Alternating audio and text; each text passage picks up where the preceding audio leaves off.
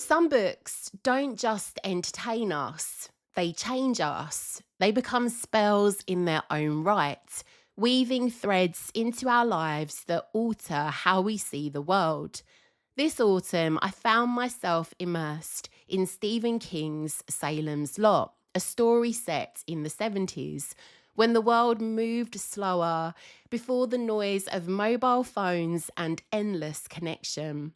It transported me back to an innocence I hadn't realised I was craving, a strange thing to say about this book. More than that, Salem's Lot confronted me with death. The horror of it all stirred something deeper, reflections on mortality, what really matters, and how easily we can waste time on what never was important. And that is the power of story. Books, like spells, can become thresholds. They can summon visions, force us to face our shadows, or remind us of who we are beneath the noise. Moving towards Samhain, as the veil thins and we step into the season of endings, I invite you to ask, what stories have acted as spells in your life? Perhaps what books cracked you open, leaving you changed? Because sometimes the most powerful initiations are not rituals we perform, but words we read and the worlds they awaken within us. For some reason, this book had me thinking on my life and looking back. In my mind, I kept thinking on my funeral and thinking on what really matters to me with the rest of my life. A strange thought. I realised mostly for me, it was to create things I'm really authentically proud of, regardless of how successful they might be. I also recognised how important home is to me. I was thinking on my nan and how she made her home somewhere everyone in the family went to for her presence, but also to feel safe. And I realised I wanted that for me also, as well as everyone around me, such as family and friends. That my home and presence feels like a bit of a refuge, I guess. I also realised I wanted home to feel like a witchy little haven. As an introverted extrovert who really never goes out, home is my absolute sanctuary. My mental health and focus really feeds into this. Because if things are in some sort of order at home, everything feels right in the world and I feel capable of most things. It really taps into all the different spokes of my life. Sometimes it's the smallest things we realise that we are truly yearning for. It's so funny because after having this thought regarding being at my own funeral, a couple of days later, I watched an episode of a British comedy called Mandy. They had a Christmas episode, which is based on a Christmas carol, and in it we see Mandy at her own funeral. And I thought, what are the odds of me seeing this a couple of days after I've been thinking on this? I only like series one of that show, to be honest, but it is hilarious if you're going to check it out. When we feel lost, anxious, or stuck in grief, it is often because a part of us has already gone, perhaps an identity, a coping mechanism, a chapter. But instead of honouring that death, we cling, and the clinging is what can cause us pain. Witchcraft gives us permission to ritualise endings. What if instead of fearing it, we held a funeral for the old self?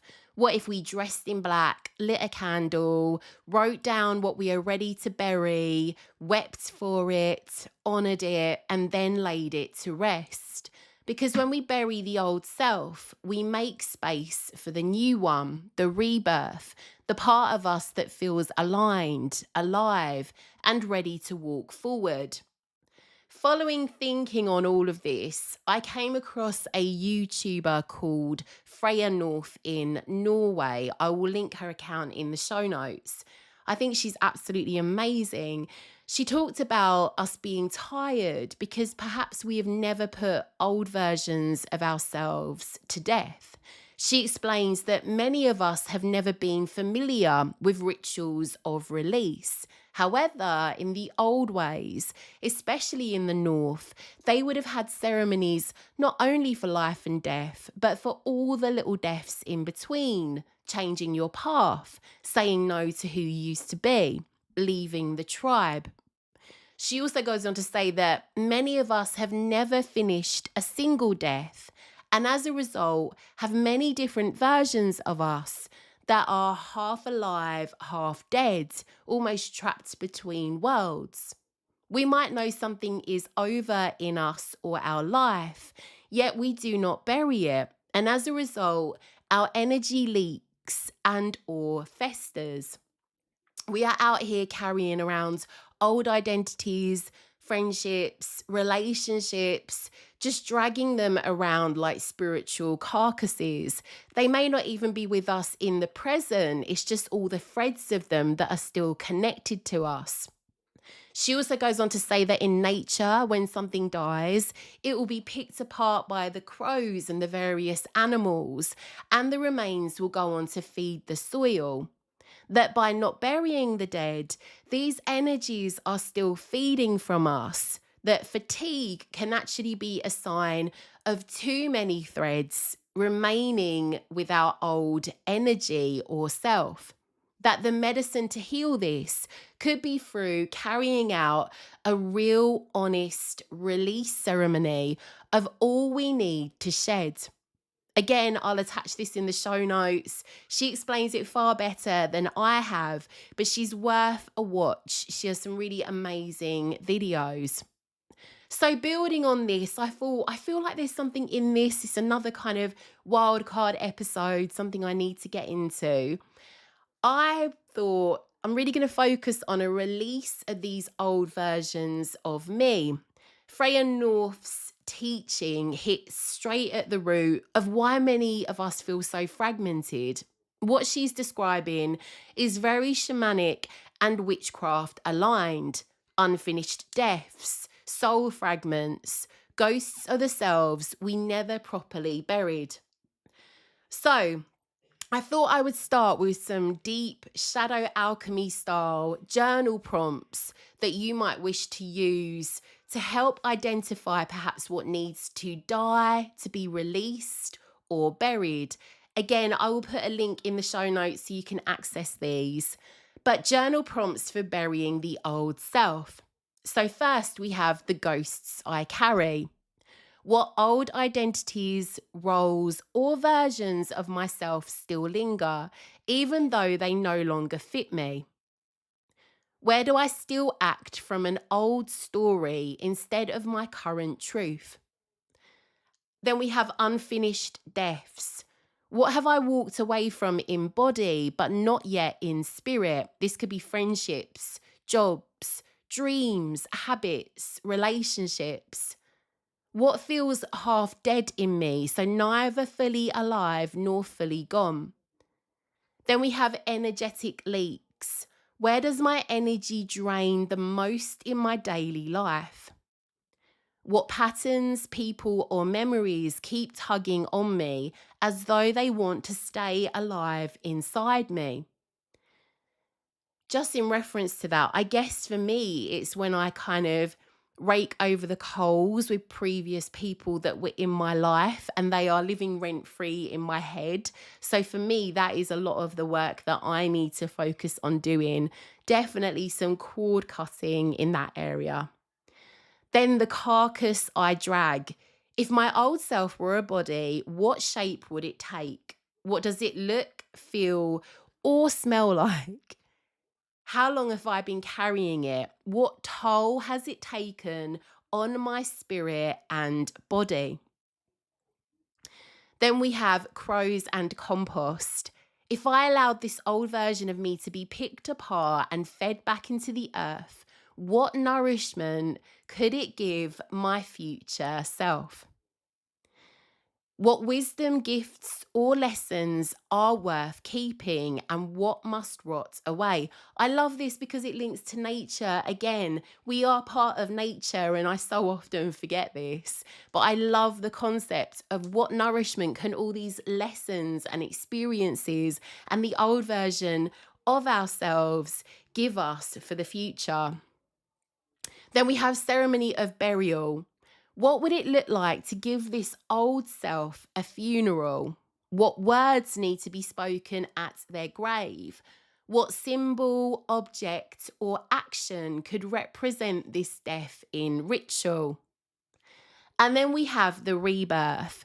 Who rises when I finally bury what's dead? How does my body feel when I imagine walking free of all the carcasses I've been carrying? And what does my living self need most to thrive right now? Hopefully, these prompts might lead you into designing your own kind of ritual, maybe a burial, a burning, or even a composting, depending on what resonates. Autumn is a time of harvest and letting go. We are going to be moving into winter with its themes of death and stillness. And again, coming back to nature, just as nature strips back to the bones, so can we, clearing what doesn't matter and focusing on what truly does. So, I have a ritual that you might wish to try called the burial of old selves. For this, you will need a small slip of paper and a pen, 2 candles. If you have got it, a black candle to represent death and release, and the other could be just a white one for rebirth and renewal. Again, if they're both white or whatever you've got, it doesn't matter. The intention's there. Then a bowl of soil or some compost.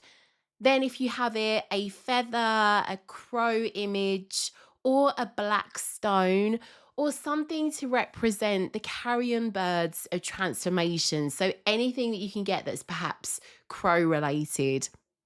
Then, optional, you might wish to use some herbs for release. You could use mugwort, wormwood, rosemary, bay, whatever you feel called to use. So prepare your space. You might want to dim the lights, light the first candle, which if you've got it, a black candle. Then place your feather or whatever you have representing a crow near the candle. Take 3 deep breaths, imagining all the old selves and energies gathering in the room with you, waiting for release. Then on the slip of paper, write down what you are ready to bury. Is that identities, relationships, habits, emotions, versions of yourself? Don't censor, let it all pour out, and the emotions that might come with it also. When you're done, hold the paper to your heart and say, "You no longer live here. I name you dead. I set you free." Then we have the burial. So dig the slip into your soil, your compost, and as you do, whisper the following or something that you've created yourself. As the crows pick clean, as the soil consumes, as the cycle turns, what is dead feeds life again. If you're using herbs, scatter them over the burial spot. Then the crows feast. So hold the feather or whatever you have that is representing the crow. Imagine dark wings descending, picking apart the carcass of your old self. See them carry scraps into the sky, leaving only clean bones to sink into the earth. Visualize the energy returning to the soil, no longer feeding on you. Then we have the rebirth. So light the white candle from the first candle, which would be your black candle if you're using one. You could say the following or create something yourself. From what has died, I rise. The carcass is gone. The spirit remains. I walk on renewed. You may want to spend a moment journaling or meditating on who you are without the old weight. Then when you're ready, extinguish your first candle or your black candle that represents death, and then the white candle or the second candle that represents rebirth. Whatever you use to represent the crow, leave this somewhere visible for a week as a reminder that you've buried what needed to go. If you work with the Morrigan, this could be a really powerful ritual to work also. I don't know why I say that. The Morrigan's been on my mind. I've been making Morrigan spell candles. I've just created an image of her for one of my altar images for my Etsy store. When I tell you, I've seen the most amounts of murders of crows, like so many crows everywhere. Anyway, this ritual could be done as a solo rite or even in a circle where each participant buries their own paper in a shared cauldron or bowl of soil. So I then have a Memento Mori tarot spread that you might wish to try that follows on from any of this work if you've done it, or you could do this standalone. So you could use this invocation before, you could light a candle before shuffling, then speak aloud the following, or create something of your own. Death, great teacher, I welcome you. Strip away illusion. Show me what is true. Old self, I honor your final breath. New self, I rise from the arms of death. Memento mori, I remember I must die. Memento vivere, I remember I must live. Then draw your cards. So for this tarot or oracle spread, you could lay the cards in the shape of a cross. These are the cards. So the first card to pull, the life I leave behind. What old self, pattern, or energy is ready to die? The second card, the lesson of death. What wisdom does this ending bring me? Card number 3, the ghost at my shoulder. What still haunts me, trying to cling on, even though it's time to release? Card number 4, the rebirth. What new self or path is waiting to be born?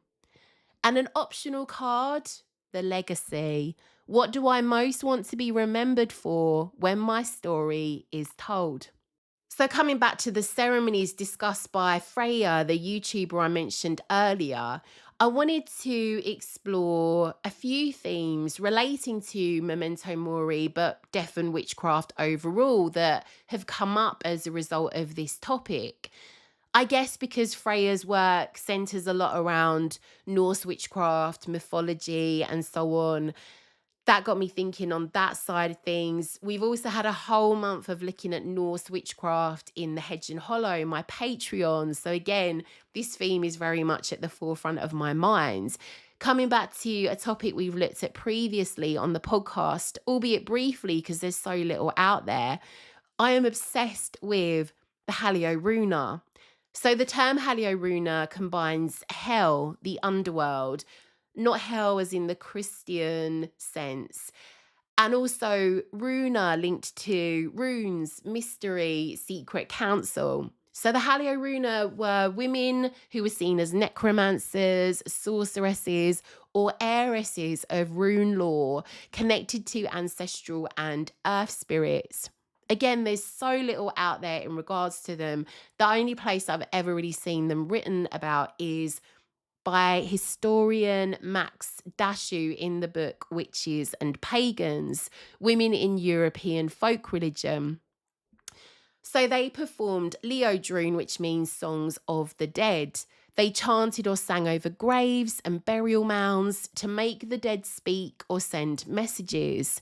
This was a form of ancestral communication and divinatory ritual. But as Christianity spread, these rituals were criminalized. The Haliorunna's ceremonies, once seen as communal ancestor veneration, were reframed as diabolical. Their vocal rituals, like night vigils and singing at graves, were suppressed, and they were demonized as witches or hags. Old English, Germanic, and Norse sources speak of the Haliorunna, Helirunna, Helrun, Haliorunna, Haliorunna, and Haliorunna. This has just got me thinking of what the hell, what the Heliance, what the Heliberry. Anyway, basically all of these different names linked to figures described as witches, necromancers, and sorceresses who whispered and sang over graves and barrows to make the dead speak or send something out. Their many names all derive from rune, a word not only meaning secret, but also evoking mysteries of the burial mound, tomb songs, elegies, epitaphs, laments. In essence, they were those who held the secrets of the dead, the hell whisperers, skilled in the mysteries of the grave.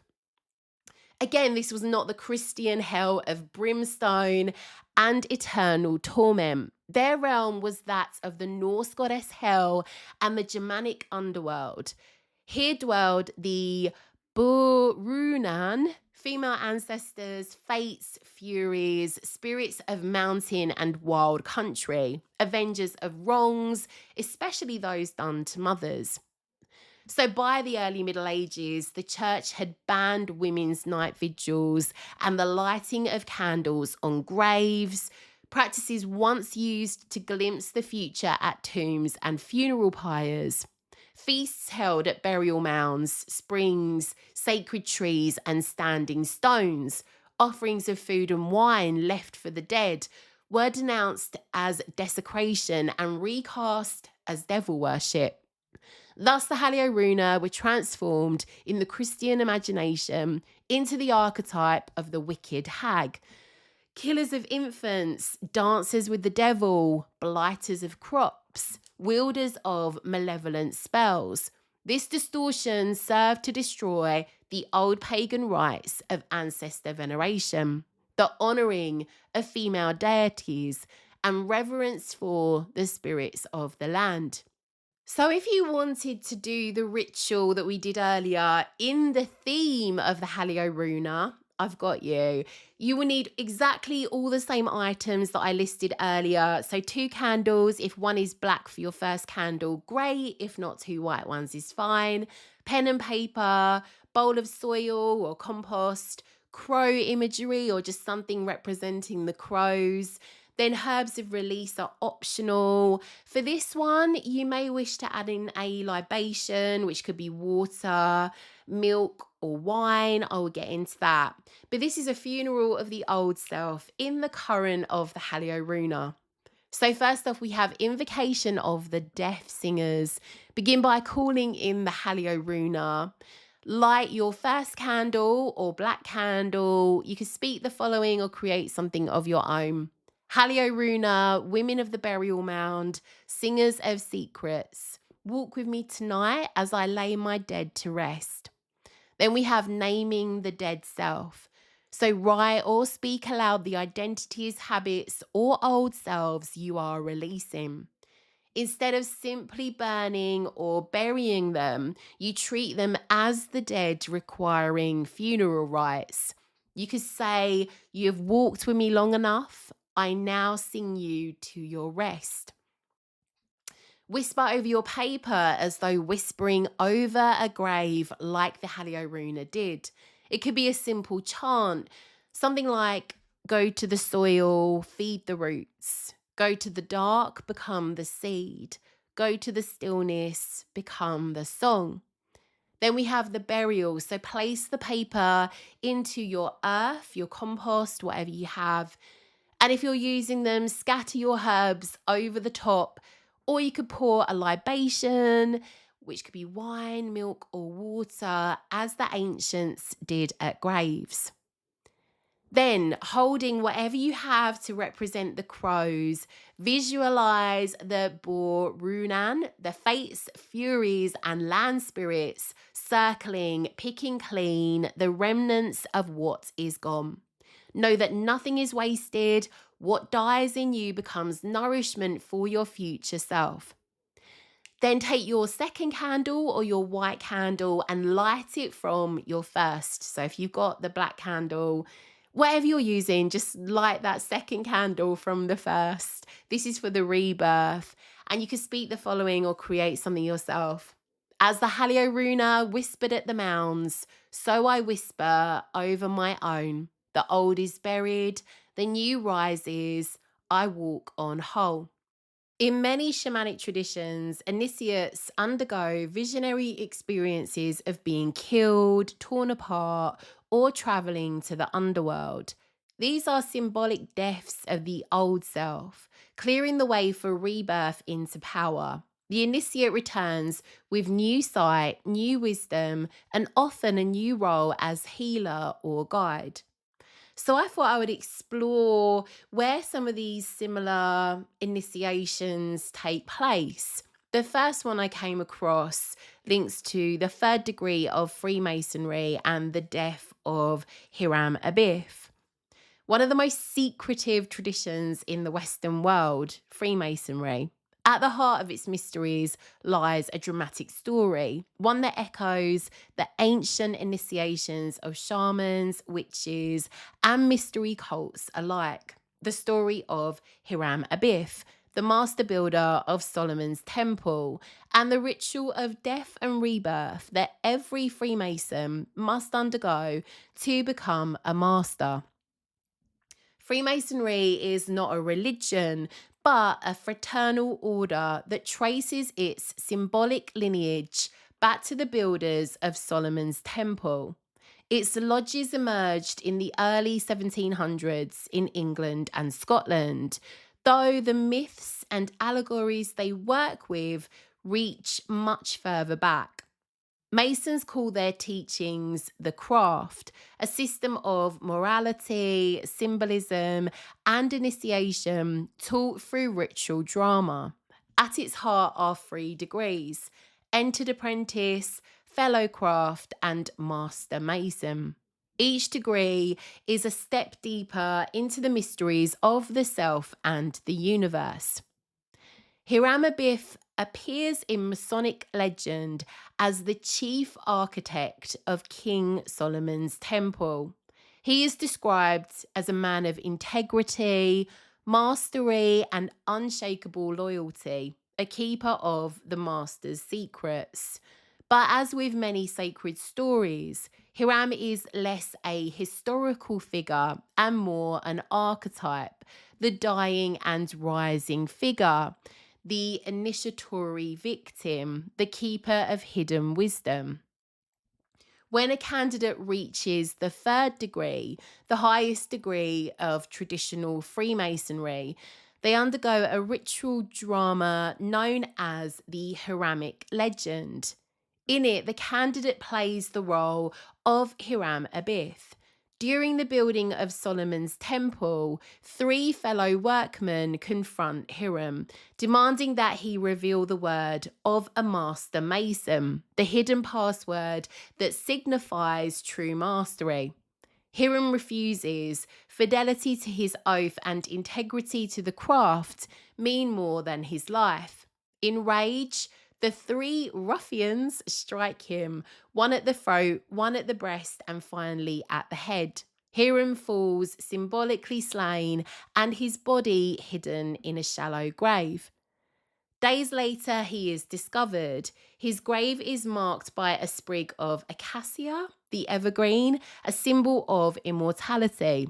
Fellow Masons gather to raise him from death. He is lifted by a grip known as the lion's paw, a strong hand clasp that pulls him from the grave, not back to his old life, but into a new one. From this moment, the candidate is no longer an apprentice or fellow craft. He has been symbolically slain, buried, and raised as a master mason. So the lion's paw is the grip of resurrection. It is the strength that pulls a soul from death into new life. In Masonic symbolism, it represents power, courage, and eternal life. The word of a master mason, the secret the ruffians tried to force from Hiram, is said to have been lost with his death. Instead, a substitute word is given until the true word can one day be recovered. In mystical terms, this is the idea that ultimate wisdom, the full truth of the divine, cannot be stolen or forced. It must be sought and revealed in its own time. So on the surface, it is a simple drama, a man killed and raised. But symbolically, it is initiation itself. The death of Hiram is the death of the old self. The three blows are the trials, betrayals, and sufferings that strip us down. The grave is the place of unknowing, darkness, and silence. The lion's paw is the hand of the spirit, pulling us back into life. And the new word is the new wisdom we carry, a reminder that the deepest truths are always beyond language, always half hidden, waiting for us to uncover. What the Freemasons guard in allegory is the same current we see in witchcraft initiations, in shamanic ordeals, and in the ancient mysteries. The initiate must be bound, hooded, struck down, buried, or symbolically killed before they can rise again. It is the same death and rebirth that witches might enact when they bury the old self. The same sacrifice of Odin upon Yggdrasil, the same descent and return of Persephone in Eleusis. The story of Hiram Abif is not just a Masonic myth, it is a mirror of the human soul. To live fully, something in us must die. To rise to mastery, we must descend into the grave of ignorance and be lifted by a greater hand. So I thought we should also have a look at the Hermetic and Rosicrucian traditions. So these groups emerged in Europe centuries ago, weaving together alchemy, mysticism, and sacred ritual. At their heart lies a powerful truth. Before wisdom, there must be death. Before light, there must be darkness. The Hermetic order draws on the teachings of Hermes Trismegistus, a mythical sage said to unite Greek and Egyptian wisdom. His philosophy, Hermeticism, is about the unity of all things, as above, so below, as within, so without. The Rosicrucians appeared in Europe in the early 1600s through mysterious manifestos that told of a brotherhood of alchemists and mystics, keepers of ancient secrets. Their symbol, the rose upon the cross, speaks of spirit blossoming through matter, the eternal soul carried within the trials of earthly life. Both orders worked with hidden knowledge, alchemy of the soul, and initiations designed to awaken the seeker to their higher self. To enter deep into their mysteries, initiates were led through ritual dramas that echoed the ancient mysteries of Greece and Egypt. The candidate might be blindfolded, bound to silence, eyes closed to the world of appearances. They would be led into a darkened chamber, a space dressed as the tomb or the grave.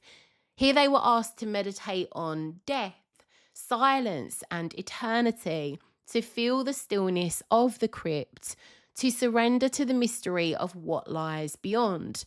Then at the right moment, the blindfold was lifted. The candidate was led into the light, into the brilliance of candles or sun streaming through a temple window.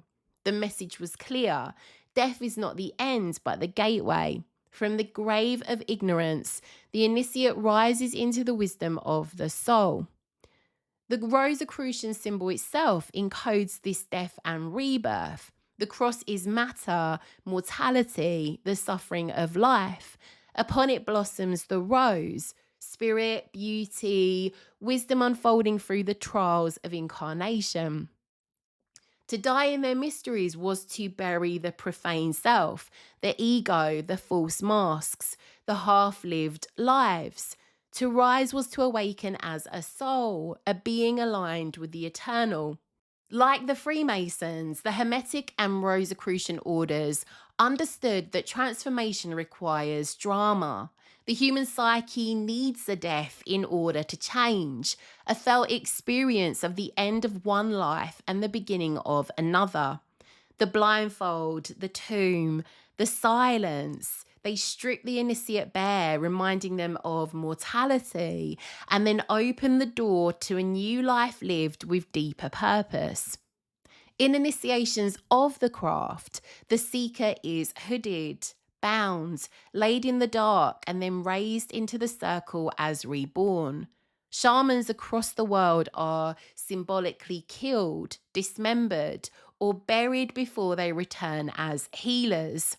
In Eleusis, initiates descended into the dark before beholding the light of rebirth. So I really wanted to get into the Eleusinian mysteries, but it was way too much for this episode. So I am going to come back to this, and it definitely links into this. The same mystery flows through all of these currents. To live truly, we must first die to who we were. The Hermetic and Rosicrucian initiates teach us that death is not just an ending, but a teacher. By rehearsing it, by entering the tomb willingly, we remember how precious life is. Perhaps this is the gift of these orders, the courage to embrace death not as an enemy, but as a threshold. And in doing so, to live more wisely, more holy, more awake. In traditional witchcraft, some coven initiations included symbolic death and rebirth rituals, blindfolds, binding, burial postures. This mirrored the seasonal death of the land and prepared the witch to walk between worlds, to die before you die, to be free from fear and therefore powerful. I always find it really interesting. You hear a lot of people that have nearly died, been so close to it. And a lot of them, you'll hear them say that they literally feel fearless after that experience. Within the craft, especially in Gardnerian and Alexandrian traditions, initiation is not simply a formality, but a symbolic death and rebirth. The ritual encodes the mystery that to step into witchhood, one must die to the old life. So I'm going to be really careful here because a lot of covens have switched things up, but I'll put in the show notes an outline of a Gardnerian initiation, which is really interesting to read. So around 15 years ago, I went to a very secret squirrel meeting to sign up to a Wiccan coven. And I went along, and again, it was really interesting, but I didn't really gravitate to the people that were in the coven, which I felt was really important. It was very male orientated, which was not a problem. I actually I've always been in very male environments, so that didn't really bother me. However, at the time I lived with a partner, and he was like, there's no way that you're going to be initiated naked into this coven with yourself being kissed on certain parts of your body as part of the initiation. And I get it. He was really funny about it. And because I didn't feel comfortable with that myself, regardless of if the person is doing it is male or female. And I get that it's a beautiful initiation, but I mean, I have intimacy issues at the best of times. So I just didn't feel like this really appealed to me as a way to initiate as a witch. But I do think it sounds like a beautiful ritual, and I can see why people would do it. Again, this has changed with many covens. A lot of covens don't do this, or they've switched it up. So I'm just really cautious of what I say here. I would love the coven life. I would love to get onto the podcast somebody who is very key within a coven, who could explain to us how it all works, because I feel like I'm doing a disservice to the coven life because I'm such a solitary witch. And many of our witches would love to know if it's something that they could be considered for, if they could sign up, what's involved if you're part of a coven. So yes, if any of you are part of a coven and would like to tell us about what life is like on that side, I would love to hear from you. I feel it's such a shame that we haven't got into this on the podcast. Again, I just feel like I'm doing covens a disservice.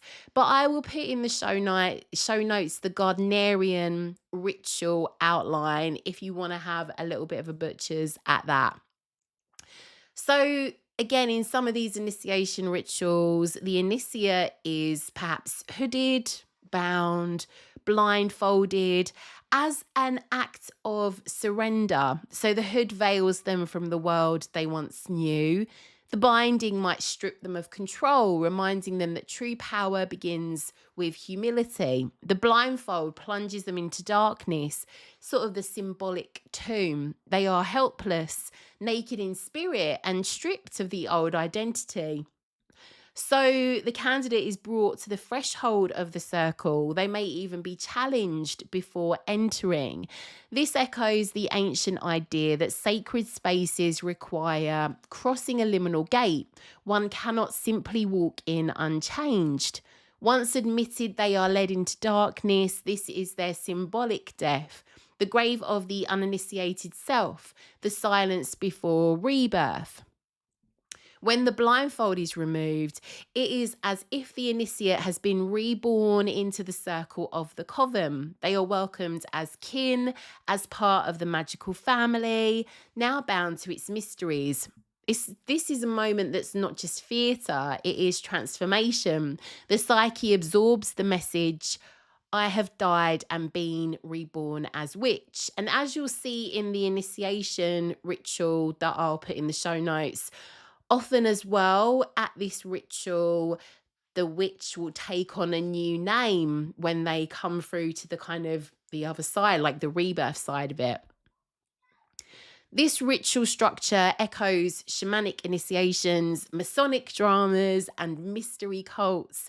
Always the same truth. Before the initiate can hold power, they must face symbolic death. So coming back to the theme of this whole episode with Memento Mori, this is a Latin phrase meaning remember you must die, that serves as a reminder of life's brevity and the inevitability of death.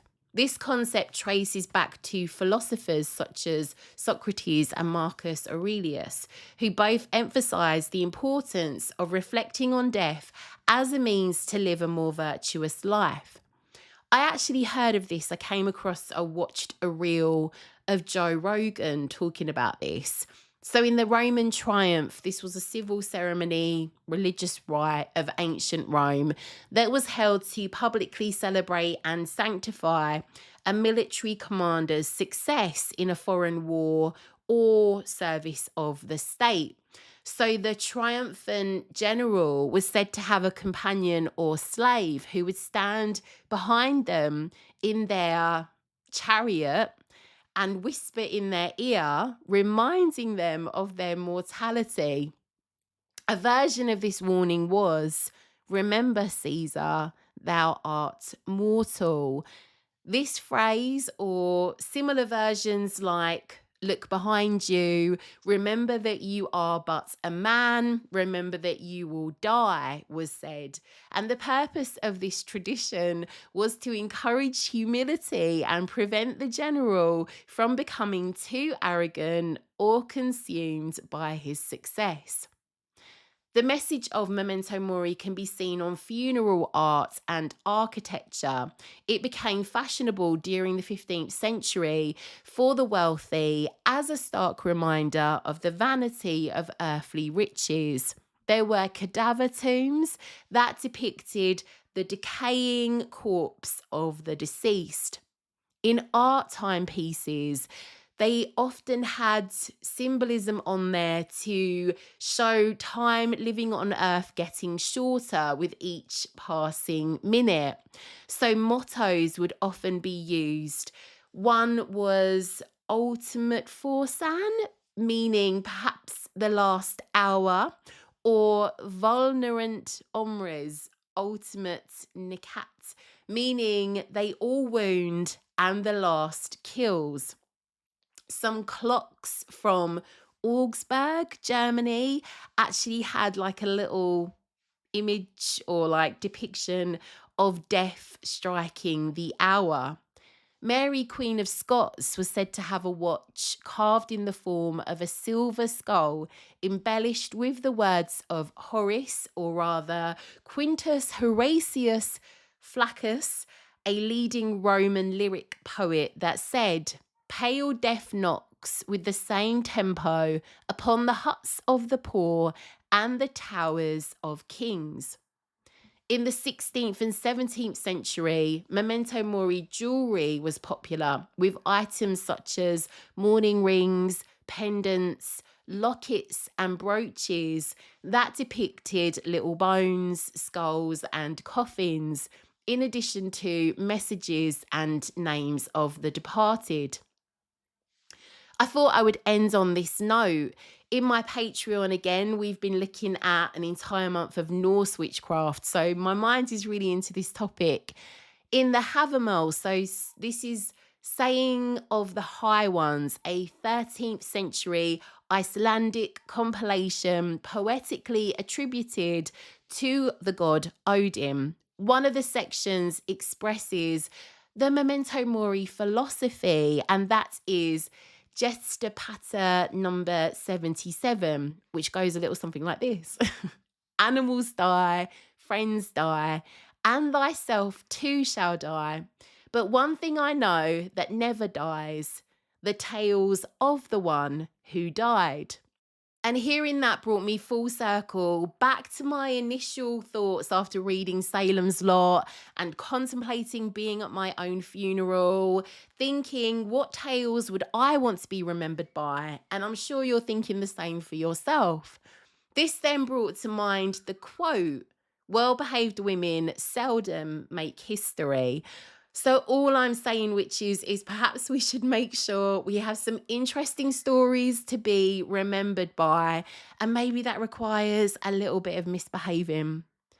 Thank you so much for joining me today. I'll be back in the next couple of days with our October witchcraft episode, sending you lots and lots of witchy love.